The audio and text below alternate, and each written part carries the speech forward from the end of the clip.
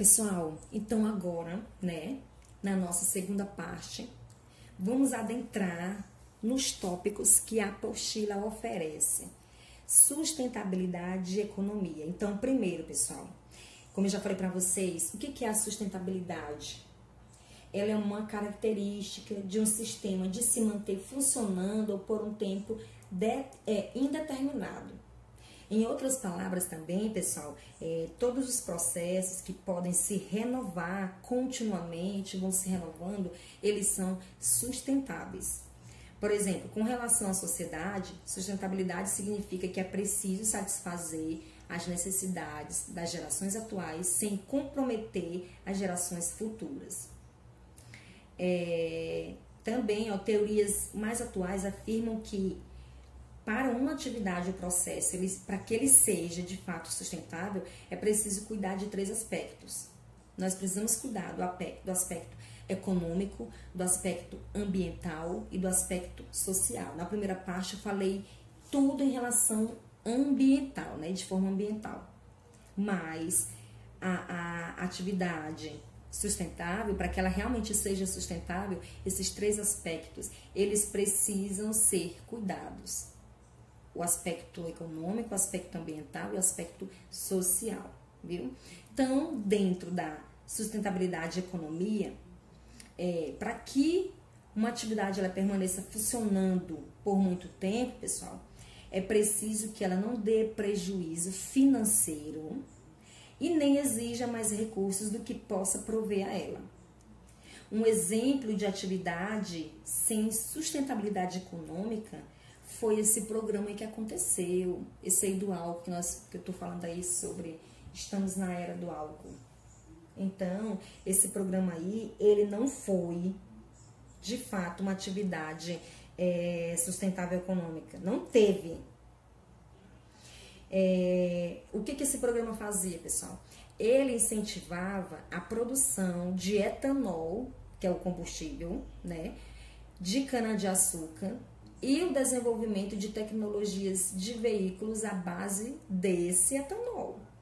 Então, esse programa ele incentivava essa produção. Quando passou a crise mundial do petróleo dos anos 1970, o etanol ele se tornou economicamente inviável na época. E o governo ele precisou dar mais subsídios para viabilizar um preço que fosse competitivo em relação ao da gasolina. Olha só que situação. Além disso também, pessoal, o preço do açúcar subiu lá no final dos anos 80, o que fez muitos produtores preferir exportar açúcar em vez de produzir o etanol. E aí muitos motoristas, né, 1/3 de toda a frota do país era movida ao etanol. E aí muitos motoristas encontraram dificuldade para abastecer, porque o preço estava lá em cima. Aí, no começo dos anos 90, esse programa aí, Estamos na Era do Álcool, que é o Programa Nacional do Álcool, ele foi encerrado. O etanol, né, como combustível, ele voltou a crescer no Brasil só nos anos 2000, com o advento da tecnologia dos carros biocombustíveis. E aí, o pessoal acaba sem entender o porquê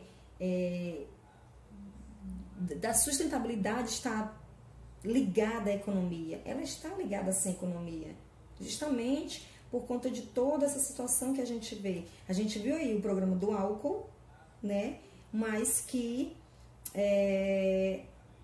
teve uma contribuição, porém trouxe prejuízo, principalmente para aqueles que eles tinham que abastecer, mas estava inviável por conta do valor. Agora, sustentabilidade e ambiente. Olha só, pessoal, uma atividade que seja economicamente viável, mas que impacte o ambiente, ela não é sustentável. Por exemplo, eu fiz algo, ele é bom para mim, mas para o ambiente ele está trazendo impacto? Não é bom isso. Então, muitos recursos e serviços ambientais ou ecossistêmicos que se obtêm na natureza e dos quais a sociedade depende são gerados por ecossistemas naturais preservados e em equilíbrio. Por exemplo, esses serviços ambientais que eu falei, ou ecossistêmicos, eles são serviços que são caracterizados por benefício proporcionado pela presença e funcionamento de ecossistemas naturais. Por exemplo, polinização, controle climático, degradação de dejetos, ecoturismo. Uma outra coisa também é represas e hidrelétricas dependem do ciclo da água para permanecerem abastecidas, a gente sabe disso. E o regime de chuvas está atrelado à presença de vegetação natural. A mata ciliar, que é uma vegetação que fica nas margens dos rios, elas impedem que detritos acabem caindo na corrente da água. Quando essa mata que fica ali nas margens, quando essa mata ela é destruída, os rios que elas cercavam passam por um processo chamado assoreamento. O que é esse assoreamento, professora? O assoreamento, pessoal, é um acúmulo de sedimentos na calha de um rio, que aí vai provocar, infelizmente, as enchentes pluviais. E aí algumas regiões acabam perdendo parte do seu volume por conta desse assoreamento. Outra coisa que eu tenho que falar para vocês é que as florestas também elas são fundamentais para o ciclo da água. Porque o que elas fazem? Elas retêm parte da umidade que está na terra. As plantas, elas vão absorver a água da chuva e liberam elas na atmosfera, criando corrente de ar úmidas longe de grandes corpos d'água. A floresta amazônica, ela é a grande responsável por correntes atmosféricas que provocam chuvas na região centro-oeste e sudeste. Então, entre 2014 e 2016, ocorreu uma crise hídrica, por incrível que pareça, pessoal, uma crise hídrica em São Paulo. O que foi que causou essa crise hídrica, pessoal? Foi a destruíram as matas ciliares, aquelas matas que eu falei que elas ficam nas margens do rio, e ainda acabaram causando desmatamento da própria Amazônia. E com isso causou a redução do regime de chuvas lá na cidade de São Paulo, pessoal. Sustentabilidade e sociedade. Olha só, essa imagem aqui ela diz tudo. Aí eu tenho uma imagem que está mostrando uma reciclagem. Catadores de lixo que fica na parte da empresa de reciclagem e vai reciclando e tirando aquilo. Opa, esse aqui dá para aproveitar, deixa eu tirar. Opa, esse aqui não dá não, deixa passar. Então, é possível conceber atividades economicamente viáveis e que sejam boas para o ambiente. Só que essas atividades são causadoras de sofrimento humano e até mesmo desigualdade social. O alumínio, por exemplo, deixa eu ver se tem alguma coisa aqui do alumínio. Não. O alumínio, pessoal, por exemplo, ele é um metal que ele é muito útil, porque ele tem uma propriedade que faz com que ele seja leve, ele é resistente à ferrugem, no caso a corrosão. Para obter o alumínio, tem que moer grandes quantidades de minério chamado bauxita. E aí depois tem que purificar ele, tem que aquecer ele com uma substância química, cerca de 980 graus Celsius. Aí depois tem que colocar alta corrente elétrica. E o gasto energético para essa produção de alumínio é enorme. Então, uma alternativa é isso aqui, ou seja, a reciclagem. Além de ser um processo que ele é amigo do ambiente, ou seja, é ambientalmente amigável e evita também a mineração e a geração de lixo, a reciclagem do alumínio ela é economicamente muito mais barata. E você pode até economizar até 95% de energia gasta no processo de extração desse metal. Então, qual é o aspecto negativo dele? Diminuir os custos do processo, é a exploração do trabalho de pessoas. Essa é a parte negativa.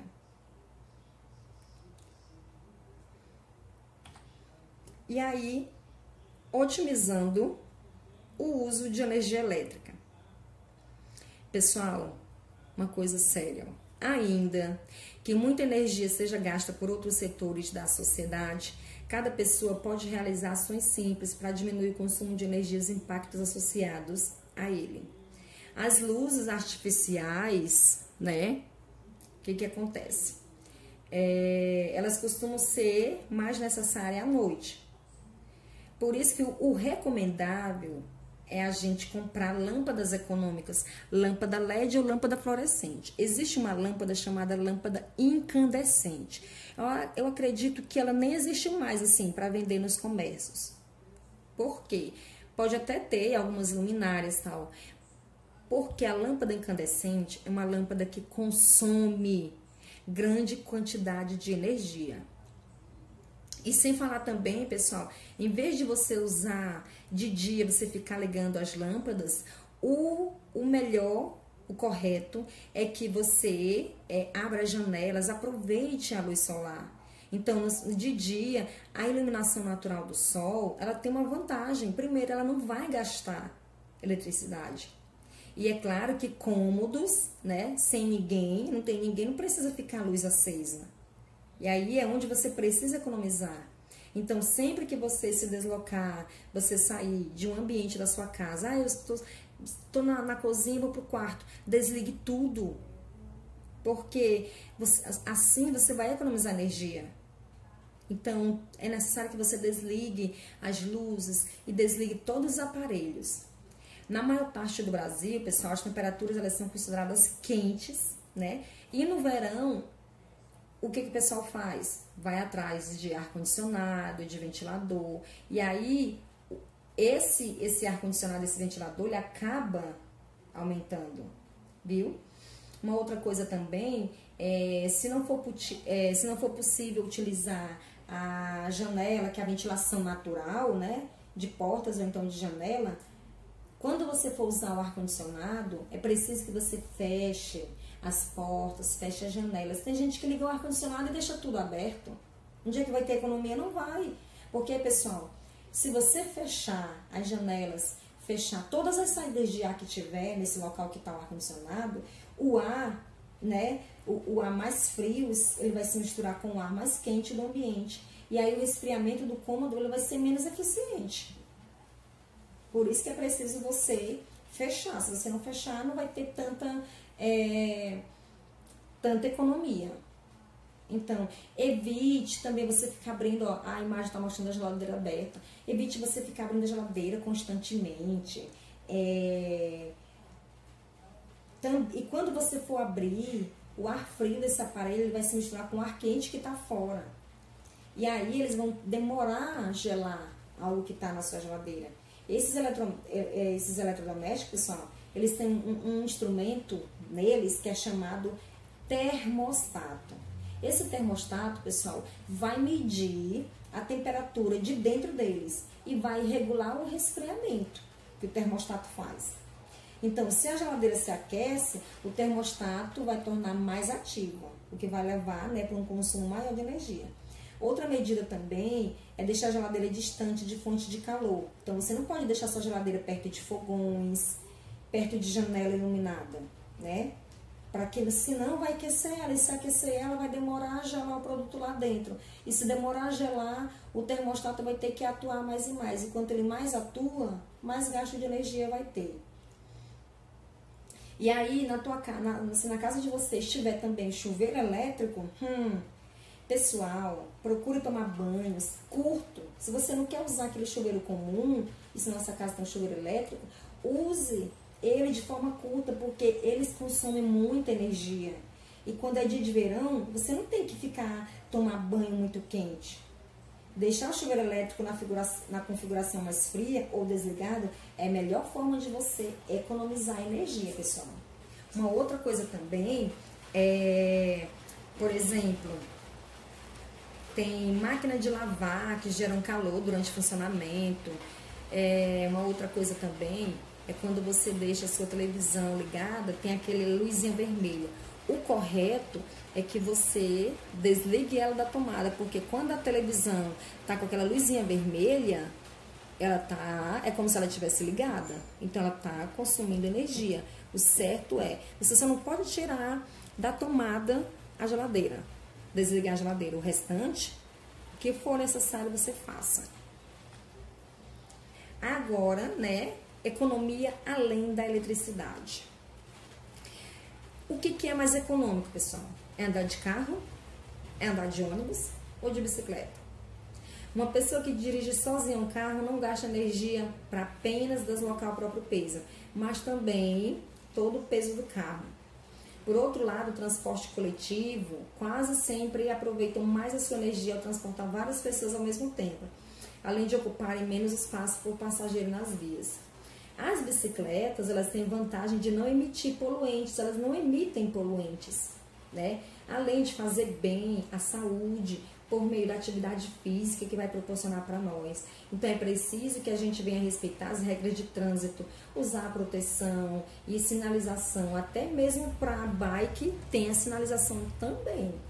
Então não é apenas o transporte de pessoas que pode ser o alvo de economia de energia, não.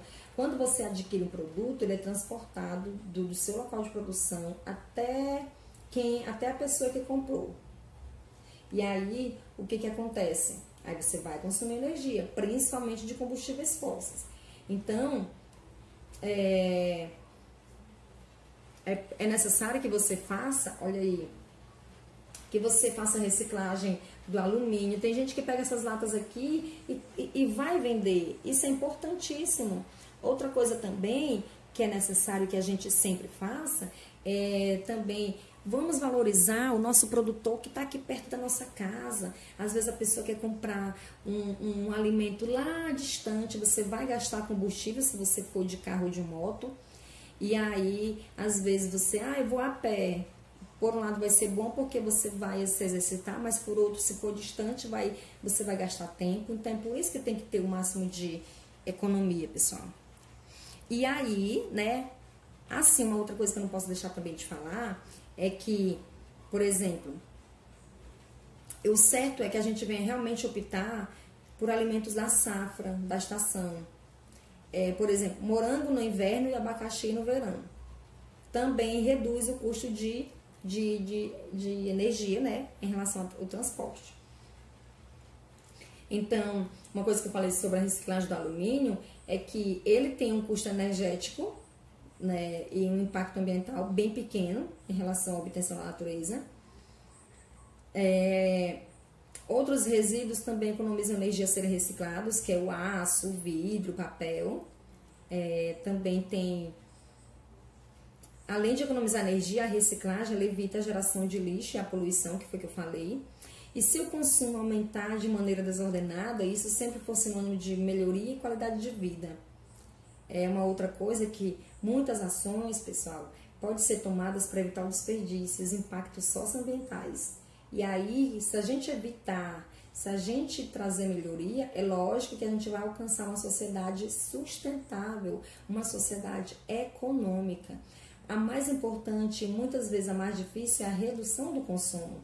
Então, a mudança de hábitos ela não é fácil, de jeito nenhum, mas é preciso a gente refletir no nosso cotidiano a respeito do que é realmente necessário e do que não é necessário.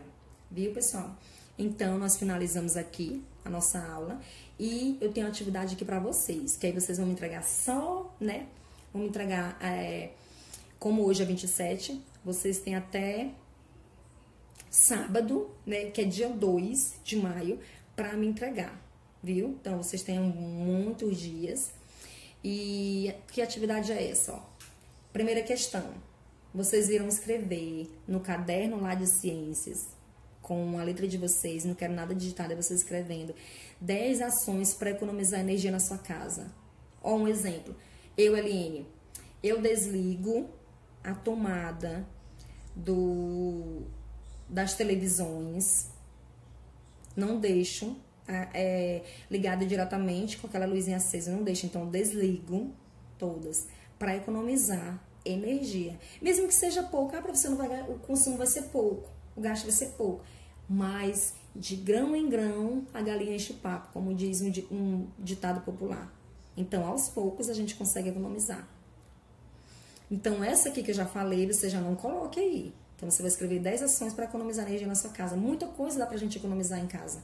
Na segunda questão, você vai responder a página 27 a 31, página 33, 35 a 38. Essas páginas são todas relacionadas à nossa apostila. E hoje, a gente encerra a nossa apostila número 2 de ciências. E aí, que com essas atividades aqui, né, vocês irão responder e me entregar. Como tem muitas, não vou deixar para sábado, não. Vocês vão me entregar até domingo. E aí, na segunda-feira, nossa aula vai ser... Vou explicar... Uma parte do vídeo vai ser para explicar, vou fazer todas essas questões com vocês para tirar as dúvidas e depois vocês passarem a limpo, se vocês tiverem feito diferente. E a outra parte do vídeo vai ser o assunto novo do módulo 3, viu? E aí, a primeira questão é para ser escrita no caderno e entregar a apostila até dia 30, viu? Dia 30 aqui é sexta, então no caso aqui, você me entregue até domingo, que é dia... dia 30 é quinta. Então, você vai me entregar até domingo, dia 2. Viu, pessoal? Então, dia 3. Até a próxima.